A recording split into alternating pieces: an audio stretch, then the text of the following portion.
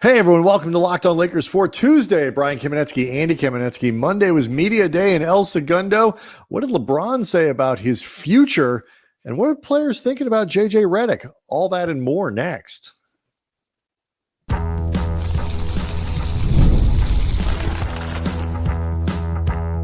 You are Locked On Lakers, your daily Los Angeles Lakers podcast, part of the Locked On Podcast Network, your team every day. Thanks to everybody for making Locked On Lakers first listen of every day, Monday through Friday, no matter how or where you get your podcasts. This one's always going to be free and never, ever behind a paywall. Locked On Lakers on YouTube is where you can go hang out with over 25,000 subscribers to the channel, all of whom were tuned in to the various ways that fans could watch Media Day on Monday in El Segundo, the kickoff around the NBA for the 2024-25 season. Plenty of stuff to get into, from health updates on guys like Jared Vanderbilt and Christian Wood to Austin Reeves, wondering why everybody needs to see videos of him working out, to Anthony Davis talking about postseason awards, and Andy, of course, LeBron James talking about his Olympic experience and how much he's got left in the tank. So we'll get to all of that stuff over the course of this week. Doing to let people know that today's episode is brought to you by FanDuel. You can start the season with a big return on FanDuel.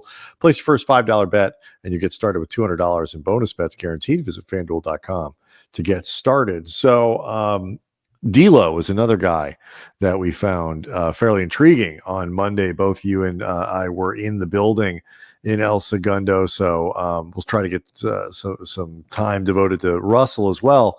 But obviously, Andy, LeBron James and his health, his focus, his future, it's going to be the big story coming out of every media day, and this one was no different. He made some, I thought he made some pretty big news over the course of his 10 minutes on the podium.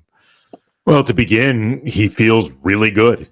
I mean, he said that essentially he feels like he's just in terrific shape from the Team USA experience, and he really has not let up at all in terms of that conditioning. And he feels like he's basically just on a continual kind of physical roll. And he described himself as feeling like, comparatively, I don't remember exactly how we got to this point, but he said he felt much better than he did as opposed to the end of the 2023 Western Conference Finals run, the sweep loss to Denver, where LeBron was very openly physically and mentally spent. That's when he floated that idea of potential retirement. However seriously you think you did or did not take him, there's no question that the exhaustion on all levels was real. And something we've talked about before, LeBron's still playing at a high level, but he does not make this look effortless anymore. Like, you feel the work in ways that you didn't feel even at the beginning of LeBron's first tenure with the first season with the Lakers, much less where we are now. I thought it was really good to hear him just talk about how good that he feels. He mentioned he gets kind of a charge being around some of the younger guys. Like, obviously Bronny is the one everyone's paying the most attention to, but Dalton Connect, JHS, just like some of the younger guys with Team USA. He mentioned Anthony Edwards by name, but just, I think with LeBron, given where he is at this stage of his career and how much been there, done that there actually is, anything that can provide inspiration on any level, it's one of the reasons that I thought he wanted to win the IST so bad last season was he liked the idea of entering the history books for this tournament if it becomes part of NBA culture. Like, that was something that specifically, just something new, it's something different. Yeah, exactly. It was. You talk about that what he said regarding the energy that comes from playing with the young guys on Team USA, whether it's Edwards or obviously playing with his kid, getting to go to work with his son every day and all that kind of stuff. I will say, like, both of us, obviously for reasons that I do not think are all that hard to diagnose, certainly spent a lot of time concerned about the wear and tear of the Olympics and all that kind of stuff, what it could do to his offseason program. and the potential for downside. And I will admit, I didn't think about the upside in terms of what it could do for LeBron and how it sort of could impact his approach to the season, his enthusiasm, because I've said a bunch of times, certainly the everydayers will recognize this. Like, there's no reason to think that the big drop off that people have kind of been expecting from LeBron, just because he's old, by any kind of professional athlete standard, that it's coming. And it's much more likely that he's going to quit because he just doesn't want to do it anymore, rather than he feels like he just physically cannot play. Whether or not you're talking about just at the level, it got to a point where Kobe, for example, just couldn't play. He could perform at a certain, but he couldn't make it through a season. He couldn't play at the level that he wanted to play anymore. And there was time. LeBron's not at that place yet. But the mental aspect of it and the energy that he was then given to kind of be re-inspired by basketball and go into this camp with a certain level of excitement and into this season with that, I was like, I didn't think of that. It did not occur to me that would be a potential value for him in terms of how it would impact his play this year. And this is before we even get to, and we'll get to it in a second, what the Olympic experience said to him about how long he thinks he could continue to play at a high level. Yeah, I mean, it's obviously early. It remains to be seen how LeBron feeling in October translates to how he feels in January, February, and beyond. Sure. There's always a chance that it feels like it catches up to him.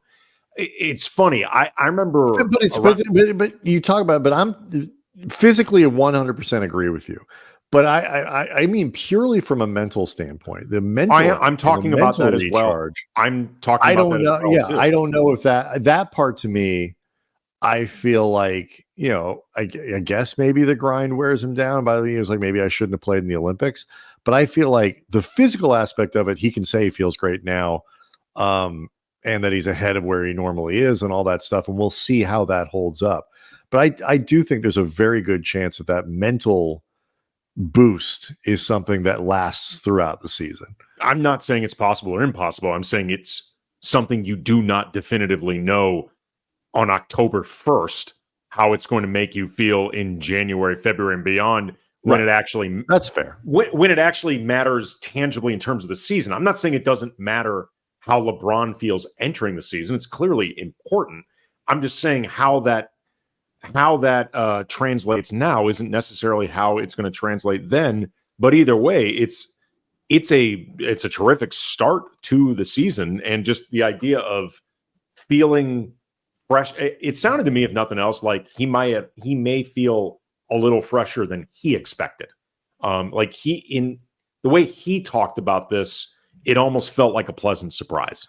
I think so, and I attribute a lot of this to that energy boost and the kind of rekindling of things that came from the Olympic experience. I think it was pointed when he said, it was nice to be playing in games that, of high significance, that had a Game 7 feel to them. I don't think that is, I mean, he's obviously not lying, but I also think he's fully aware of, the next step with that is games that I don't get to play with the Lakers right now. And so you don't need to be a genius to connect those dots, and LeBron knows that. But that boost, I think, is, I don't know if he was expecting it. I don't know if he thought, I mean, I'm sure he was excited to play with Bronny this year, but just in terms of the Olympic experience and what that did for his mental energy and love for the game, and for treating it like something that isn't a grind and finding a little bit of that love, that I think I agree with you. I wonder if that was a little bit unexpected to him as well. There's one last thing when we get back that I want to touch on in terms of something he said regarding the Olympics specifically, that I thought was interesting before we go on to AD D'Lo, Redick, or whoever. So get into that coming up next. Locked On Lakers is brought to you by FanDuel. NFL fans, you can enjoy the season with a big return on FanDuel, America's #1 sportsbook. Let's just say you're watching a game, you really get like a sense of how everything's going to be playing out. Like you got a feeling. You can't shake it, but you just want to confirm everything, cross the T's, dot the I's. You can check out the latest stats, the live play-by-play, and so much more on the exact same page where you're placing your bets. So everything's streamlined and easy. And you get started with $200 in bonus bets guaranteed when you place your first $5 bet. And 24-25 NBA season, it's about to kick off. Our friends at FanDuel, they got options for you. As of this recording, the Lakers are 35-1 to win the title. Anthony Davis 150-1 for MVP. Anthony Davis is also 25-1 for Defensive Player of the Year. Dalton Knecht 10-1 for Rookie of the Year, and Max Christie 150-1 for Most Improved Player. That's FanDuel.com. So that last piece of the Olympic talk from LeBron that I thought was interesting was in so many words when he said what it meant to him to be contributing at that high of a level on a team with that many truly great players. Mm-hmm. And it's not like LeBron needs validation of his greatness. I don't mean this to say LeBron is arrogant, but LeBron is damn well convinced that he's a really good player, as well he should be. I don't think he thinks he's the greatest player to ever play. And in fairness, he has a decent resume. Right. Believe and that. I think he still believes that he's one of the best players in the league, which yes, he is. But I still thought it was interesting the way at his age and given the talent around him on that team, I think the idea that he would still be one of the guys that those people turn to so much and that he could be such a tone setter and an important minutes leader. Validation may not be the right word for it, but it's the one that just comes to mind, or confirmation, however you want to put it. I think confirmation might be a better, but I also think it's a motivator because, like, again, like when you need to invent things to be 40 years old. He started playing in the NBA before Bronny was born. Bronny, albeit a young, as young as you can be in the league, is on his flipping team. Like he's like in the league. And so like that kind of longevity, he told the story about Dikembe Mutombo, and we'll try to talk about, Dikembe before we're done. And obviously the sad news of his passing on Monday. Yeah. But like, and playing with Mutombo, against Mutombo. I mean, Dikembe retired, I think, in 2014. So it's like, you gotta go back. Like, there aren't that many guys left in the league who played meaningful games against Dikembe Mutombo. So like the guy has been around for a really long time. And I think it's there is a pride, Dikembe Mutombo retired. We're just real quick to put it in perspective. He retired in 2000 after the 2009 season. 2009? I thought it was later than that. Nope. Oh, well, there you go. Even more so. So, I was thinking too, it's been 15 years since Mutombo retired, and I transposed my numbers. It would have meant that Mutombo played till he was 48. I don't. I wasn't doing the exact math. He played saying 42 or 43. So, it's just kind of amazing that we all slept on that. Yeah. Hey, if Kevin Willis can do it, so. Yeah, but like you have this situation where like there are certain signs that LeBron is really leaning into these sort of F you young guys who think you're better than me by, no longer trying to fool us with his hairline. He's letting the beard get like extra gray. Like I expect him to show up at some point almost like Katino Mobley, and like stuff like that where like he not only does he want, so he's sort of like, yeah, it's pretty cool. It's like he wants everyone to know that he's playing against. I am still kicking your ass. I'm 40 years old, 20 years into this, and I'm still kicking your ass. Yeah. And so the other big headline I think that came out of the day for him, which is related to this, is, when asked about your future and you're thinking about it, could this be your last year and all that other stuff? He's like, I haven't really given it a lot of thought. And actually, of this summer with all the stuff going on, I actually kind of believe him. But he's like, I clearly got a lot left. And he's like, I got a lot left in the tank, like a lot left in the tank, not just like enough to get through this year, but a lot. Like I could do this for the foreseeable future, basically as long as I think I want to. And do it at a high level, because he's not, he doesn't want to do, I think, the Vince Carter thing where, like that's just not going to be LeBron.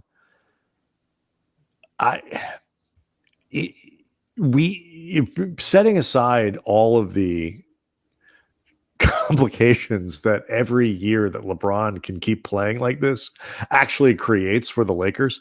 I got to be honest. I don't want to see that for the Lakers. I really want to. I want to see LeBron. We'll do multitudes of shows. I want to see LeBron because I think this is really the best way for him to do it. He should do that coming full circle in Cleveland. That I think would be the absolute best. I mean, what a storybook to begin and end the career with a team that is paying him that isn't the Lakers. Like that would just be the perfect way to do this. It is a complicating factor for the Lakers to, it's. I don't want to pay LeBron $60 million a year when he's in his mid-40s. There. It depends. If he's playing like he did last year, I don't have a problem with it. There are no circumstances in which I would want to do that. If he plays like you mentioned at the beginning of the show. If he's not taking... Stop for a second. You mentioned at the beginning of the show, LeBron was, still thinks of himself as one of the best players in the league. He was one of the best players in the league last year. And when you compare him to other guys who make 40 or 50 or $60 million a year, he is as good or better than most or almost all of them. And so the problem many of them I don't want to pay either. The problem becomes, well, I mean, okay, fine. We can do a show about, what do you do and break up the Lakers and rebuild? But like the problem becomes at some point, does it stop?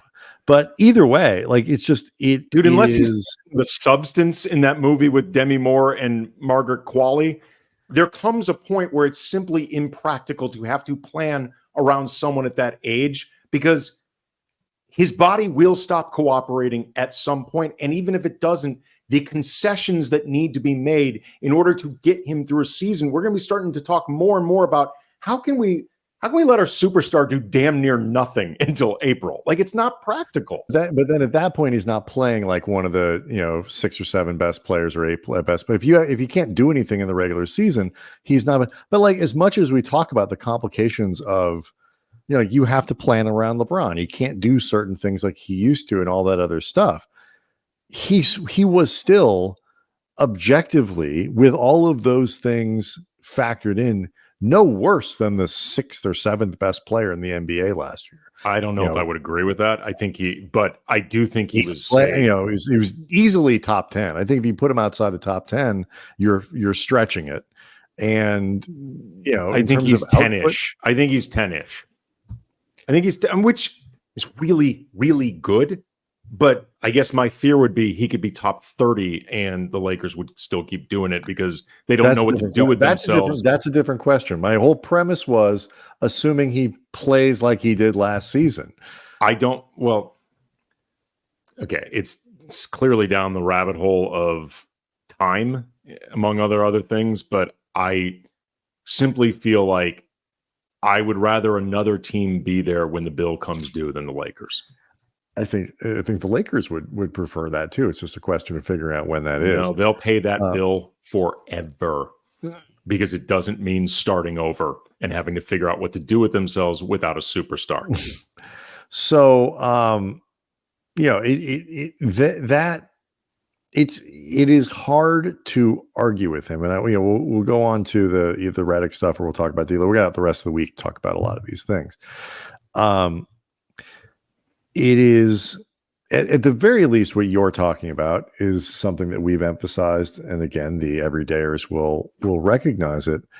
Nobody, including LeBron and especially the Lakers, thought they'd have this problem at this point with LeBron at 40, where he's like, and he's not lying to himself and he's not lying to the rest of us when he says, yeah, I think I got, this summer showed me, last season showed me, this summer showed me, I got a lot left and I can continue to do this until I get bored. It is not the outcome that anybody was planning for when LeBron signed here. And so to be in this situation, if nothing else, is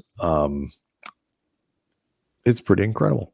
And so I was going to say, to be clear, just so people understand, I am in awe of what he is doing, all of what I said notwithstanding. Right. It's it's the impact that you don't like. But let's talk about JJ Redick, because I think that was the other really big theme that fans, I think, noticed were both the ways that players talked about Redick, but also how they talked about Redick relative to the previous regime. We'll get to it next.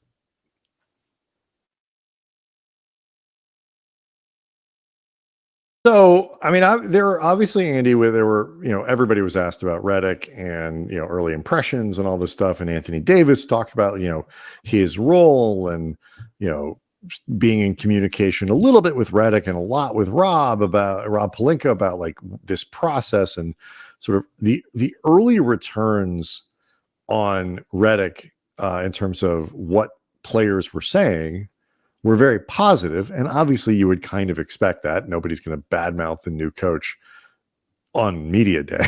Seems like a poor approach. But I was particularly struck by the words they chose, whether it's D'Angelo Russell, whether it was Max Christie, whether, Austin Reeves, the types of praise that they were giving him certainly stuck out to me.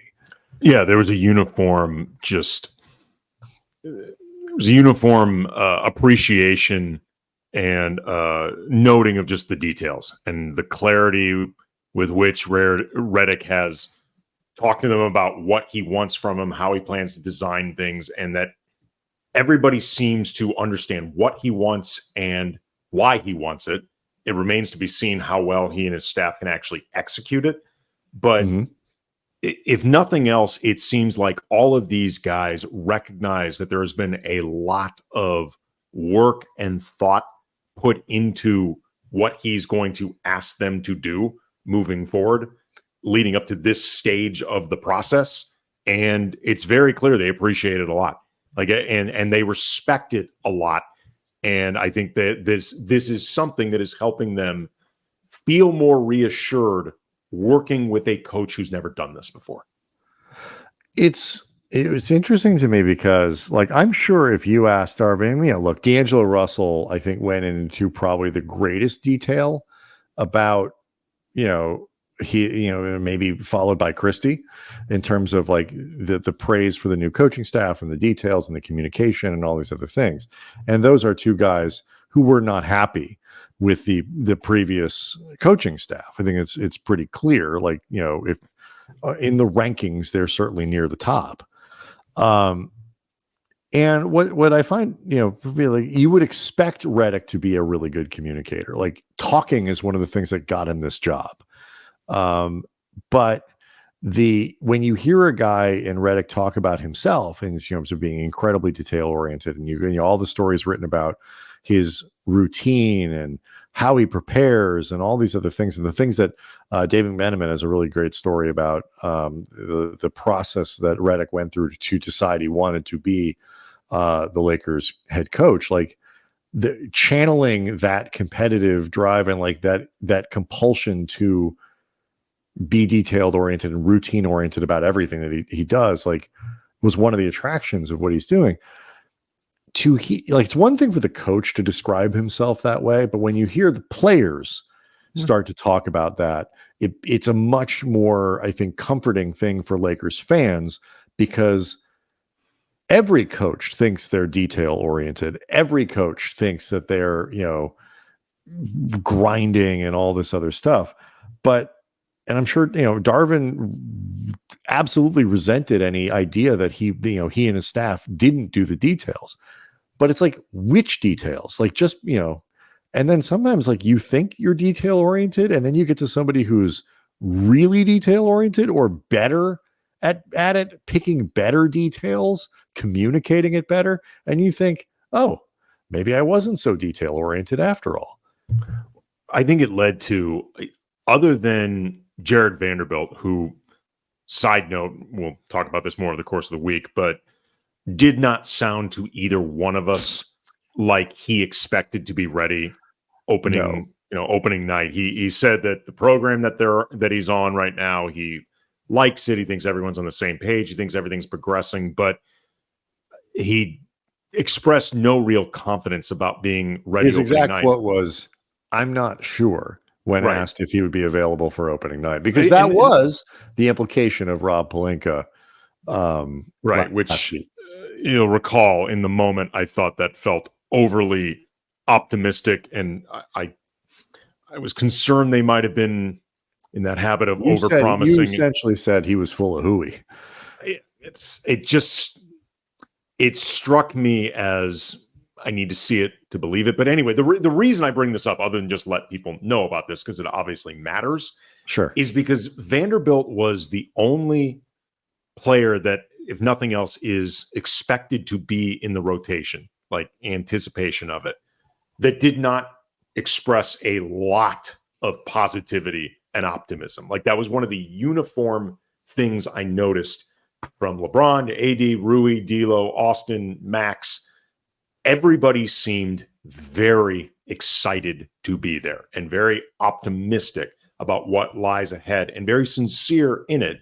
And I recognize that these are the things you are supposed to say on day one, and everyone's got their talking points and their script.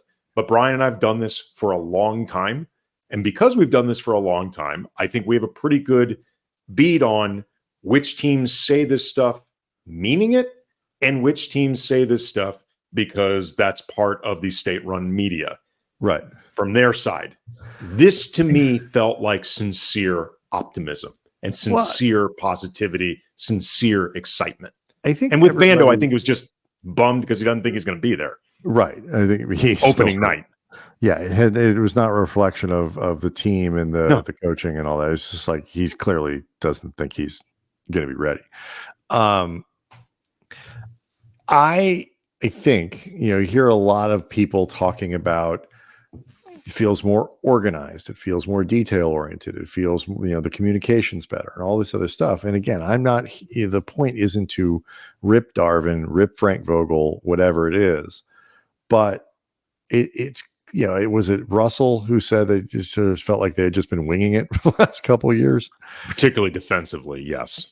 But there was a lot of winging it offensively too. I mean, they were known as a team that freelanced a lot, even offensively, not even because they didn't have any plays, but they just didn't run them. It just the level of communication, especially from a guy who is supposed to be, a communicator like Darvin, something got lost in between those first 2 years. The adversity of the second year, the particular types of problems and challenges that Darvin had to face, the change in expectations, I think played a big part of that. And now this team is back to somewhere much closer to that first Darvin team, where it's like, yeah, we'll see what happens, but nobody thinks they're going to win a title. And it's a lot easier. Well, I will say, this team is starting out in a better place than that one for Darvin, because that team had Russell Westbrook and that whole thing. Oh, sure. My point being, I do think there are more expectations in year one for Redick with this team than there was year one for Darvin, which is part of what made everything seem so bizarre, because Darvin arguably outperformed those expectations in year one and then seemed to regress. Because it was, I think what happened was, and this is, I think, where the team and the players are really sort of thirsting for something better, is Darvin's real job in that first year was just keeping the thing together. And he did a good job. He did a very good job. We're going to keep playing. Because like there wasn't an offensive scheme you could put together that really made a lot of sense with Russ. And like, like it was an island of misfit toys kind of thing until he was gone. Then you make this massive trade. You bring an entirely new roster, and there's only so much any coach would be expected. And they go on that really good run, and his job was to inspire, and he managed to keep that team together in a way. But like the second year you come back, it's like, okay, we got that team. Your job is not just to inspire, it's to like coach and design and all this. And they clearly fell short, even while players, people can go back and watch shows from over the summer, even while players share some of the responsibility here. And circumstances were not easy, I don't think, for Darvin. He still fell well short. And so you see the enthusiasm that players have for a guy that they see as having a real vision for what they want them to do, how they want them to play, seems to be very intentional and specific about communicating it in ways that maybe I'm reading too much into it. They seem to prefer over what was there last year. No, there was, from a few players, I think there was shade being thrown to last year. And then even from the players that weren't throwing shade, there was just, from top to bottom, there was just this emphasis on communication and clarity and details. And that's something that ultimately they're going to need just to the beginning of that buy-in, because again, Redick has never coached before, and there will come a point where the novelty of being impressed by the details will wear thin if there's no execution behind it. And right, no 2 weeks in camp, how well are you teaching the system that you want to, all that. But you can only be at the starting point now. And it's very clear that these players like the starting point. They do not seem to be just saying what they're supposed to be saying. They seem to really believe it. It will be, obviously, look, Max Christie, almost, couldn't believe when he talked about, like, they play a preseason game on Friday. Like, this stuff comes really quickly. Do they play 6 of them this year? I forget exactly. Every year it seems like the Lakers have like 800 more preseason games than everyone else. They play 6 preseason games, which is a lot of preseason games. But in this particular case, it actually, I think, serves them pretty well. You get 6 games for JJ Redick on the sideline, 6 games for these guys. So so they could use it. Yeah. But we'll talk more about Russell. We'll talk about Reeves, other things that come up as the Lakers start practicing. But it was to hear. It didn't sound like they were just blowing smoke when it comes to Redick and the good early reviews. See what happens. But it was a strong starting spot. Real quick before we go, just wanted to I acknowledge the passing of Dikembe Mutombo.